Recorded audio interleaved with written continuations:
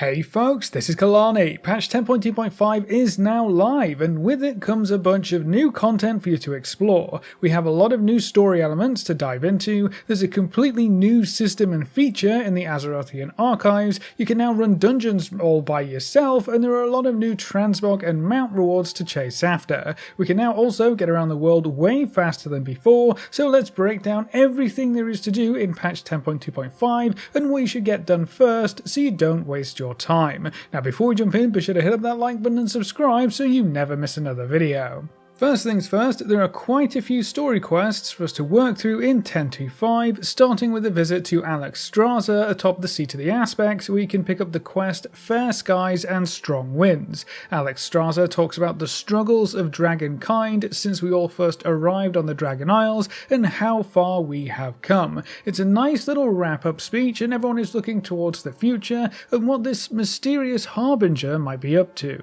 Now, I think you can only see and pick up these quests if you have completed the Guardians of the Dream campaign and unlocked the bel'ameth city, so if you still have some story content to work through from 10.2 and the Emerald Dream, you may have to get all of that done first.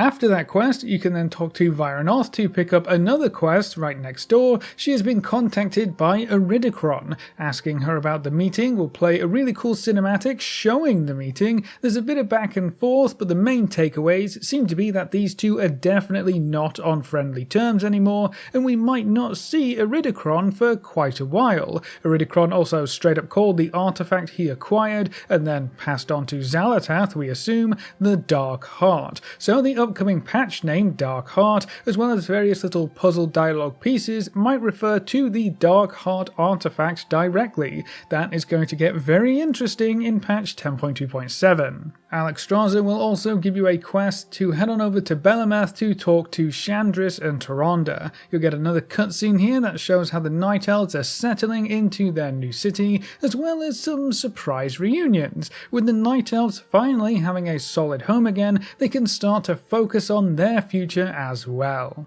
Now, bel'ameth itself is nice to explore. There are quite a few buildings up already, and I'm interested to see what they do with it going forward. Will this become a fully fledged capital city to replace Darnassus, or will it remain as an outpost or retreat of sorts for the Night Elves? We'll have to wait and see. Alliance players can make use of the portals to quickly move between important Night Elf locations, and there's a portal to and from Stormwind to make it even faster to get where you need to be. The Horde can use a portal from Hyjal to get to bel'ameth, but there doesn't seem to be any way to get back or go anywhere else from bel'ameth, so it is a one-way ticket for the Horde by the looks of things. You can also find a whole bunch of treasures throughout the new Night Elf city. Most of them seem to be simple Night Elf themed transmogs for you to collect, which is a nice touch. It looks like anyone, even the Horde, can pick these up, so if you like the look of them or just love collecting transmog, be sure to pick them up as you run by. There seem to be 12 in total, unless I've missed one, so this patch has a lot of new transmog as well. Now that's all for wrapping up the Dragon Isle story content. Not a lot of actual quests, but it's nice to wrap up story plot points with a cutscene or two.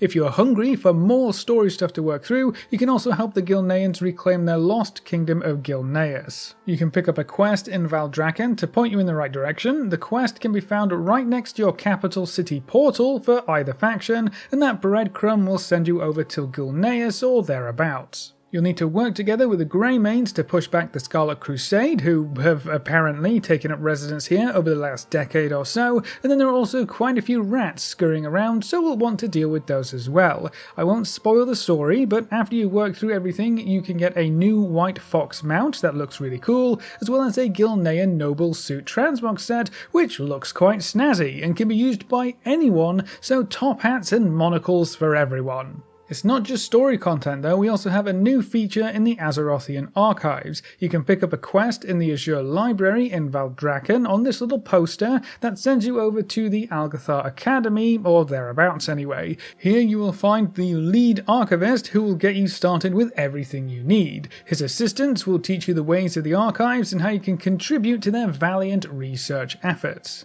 If you follow these quests, you'll learn how to excavate lost treasures and use your shiny new Techno Scryer goggles to look into the past. As you progress through the quests and complete different dig sites, you unlock new areas to explore and excavate, you'll gain access to new world quests that use similar methods of searching and collecting, and all of this is going to reward you with reputation for the Azerothian Archives. You're also going to want to pick up the weekly quest, The Big Dig, from the lead archivist, which will reward you with a bunch of currency and reputation for this new faction. To complete that quest, you're going to need to take part in the new group event, The Big Dig Traitor's Rest, over in the Azure Span. The event itself is quite straightforward. It becomes active every hour on the half hour, so it's up quite often and will offer you reputation and currency rewards for the Azerothian Archives. The weekly quest is a huge boost, of course, so be sure you're getting that done, but the event rewards tomes based upon your completion score, so the better your group does, the more tomes you're going to get, which will also contain more currency and reputation. The boss at the end of the event also drops fragments, rewards rep, and has a chance to drop a new mount, and you should be able to try as many times as you want from what I understand, so if this Horn Strider takes your fancy, be sure you're taking part in the event as often as you can. It's worth noting that after doing the intro quest on one character, everything else should immediately become available for your alts, including the group event and world quests, so you don't have to go through all of the quests on your alts if you don't want to. Earning reputation with the Azerothian Archives will unlock access to a whole bunch of new cosmetic rewards, and all of these rewards require the new mysterious fragments currency. It's mostly archaeology or explorer themed transmog, vests, hats, pants, belts, pickaxes, and even a whip. If you love this kind of theme, these transmog pieces are going to be right up your alley. They do seem very expensive right now, unless we get a few other easy sources of these fragments, so I'll keep you updated if we find some extra ways to farm that currency. There's also a mount, the Explorer's Stonehide Pack Beast, which is a huge Kodo looking mount with a better texture. You can also trade your currency between characters using the priceless artifacts, so that exchange is built in from the get-go, which is always nice. So if you enjoyed parts of archaeology and want to do some new stuff, the Azerothian Archives will definitely be something you're interested in. Now, something else that you might want to check out are the new follower dungeons. You can now queue into normal Dragonflight dungeons with any group composition, and the gaps will be filled in with AI NPCs, so you can go in with just yourself or as many as 4 players. It's great if you don't have a tank or a healer and still want to do a normal dungeon without having to wait in the queue or rely on random players. So it's great for players who might not have the confidence to play in random groups, but still want to experience dungeons and what they have to offer. It's actually a great first step between solo play and group play.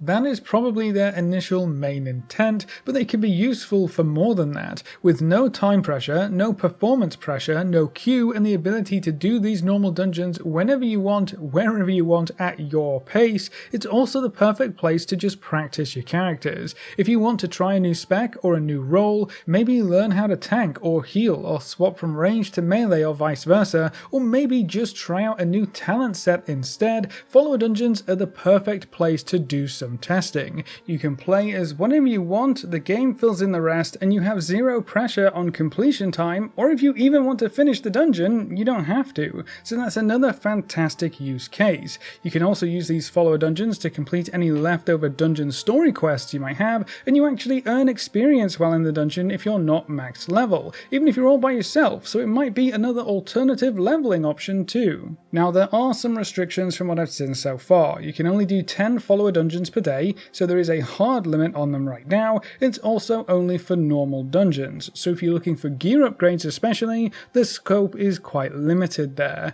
With that in mind, I am very interested to see how this system evolves in the future. Will they enable it for higher difficulties? Will the War Within dungeons be available as follower dungeons right away? Could we see our alts and warband being used as characters in the follower dungeons to change things up? There's a lot of potential here, so I'm excited to see what happens next. Another huge update that changes the entire game and how you interact with it is the expansion of Dragonriding to work in pretty much every zone. If you could use a flying mount in that zone before this patch, you can now also use a Dragonriding mount in that zone as well. So this includes all of the old world from Vanilla, TBC, Northrend, Pandaria, the BFA zones, Legion zones, even Shadowland zones. This huge sweeping change solidifies Dragonriding into the game as an evergreen feature that will follow us into the next expansion. It's become yet another pillar of the World of Warcraft experience. Dragonriding was probably one of the largest changes to overall gameplay that we've seen in a long time. It completely revitalized how you travel, and I'm really glad the dev team are keeping it as we head into the War Within. As a nice side effect, traveling pretty much anywhere is now going to be quite a bit faster. Now, a small addition here that hasn't really been talked about too much is that even if you cannot dragon ride or fly in an area, you can now still use your dragon riding mounts without the dragon riding part. Previously, you couldn't use the mount wherever you couldn't dragon ride, so you would need a different mount for the old world, even in for areas where you were just limited to ground mounts. In 10.2.5, you can use a dragon riding mount as a ground mount, for example in Oribos or the Blood Elf starting areas where you're not allowed to fly. There aren't too many areas where this is relevant still, but it's nice that you don't need an extra mount on your bars for those weird fringe cases. That's not all though. On January 18th, the Outland Cup will start up, giving us access to even more races across the Burning Crusade zones. I know a few of those zones hold a special place with a lot of players, and zooming through them with dragon riding is really cool. The races add on an extra element of skill, and you'll be able to earn even more Riders of Azeroth badges to spend at the Cup vendor, with all new rewards like tabars and a recolor of the Dragon Riders transmog set. And then the last thing in this video I wanted to mention is a change to how the Revival Catalyst works. Now that the patch is live, we'll be gaining 1 charge every week instead of every 2 weeks, so charge acquisition has sped up significantly, which means you'll have plenty of charges to play around with, especially if you want to unlock specific transmogs by converting non-tier set pieces of gear. Just something to keep in mind if you didn't know about it already. But that's pretty much everything we can do in patch 10.2.5, all of the new content you can sink your teeth into, and what we would recommend you work through first. What are you going to focus on in patch 10.2.5, and how do you feel about the Dragonflight story now that it's almost all wrapped up? Leave all your thoughts in the comments section below. A big thank you to all of our supporters over on Patreon and to all of our members who are on YouTube. You can see the names floating by on screen. If you'd like to add your name to the end of every video with a special shout out at the start of the next video, you can find links in the description over to Patreon or click the join button just below this video. If you want to see more videos like this, make sure to subscribe and ring that notification bell so you never miss another video. Thanks for watching folks, good luck and have fun, and as always I will see you next time.